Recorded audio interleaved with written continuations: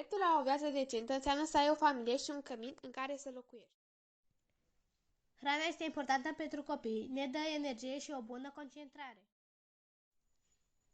Îmbrăcămintea oferă copiilor căldură și protecție, iarna împotriva frigului.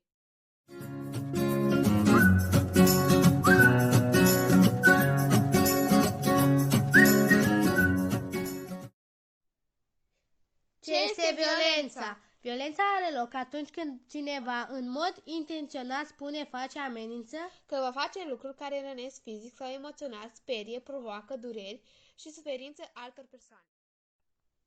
Violența are mai multe ramuri. Violența pe internet, violența în familie, violența fizică. Nu violenței, fiți buni unii cu alții. Copiii sunt răniți de cuvintele celorlalți prin intermediul internetului. Părinții își neglijează copiii și îi lovesc, iar acest lucru poate duce la depresie și gânduri rele.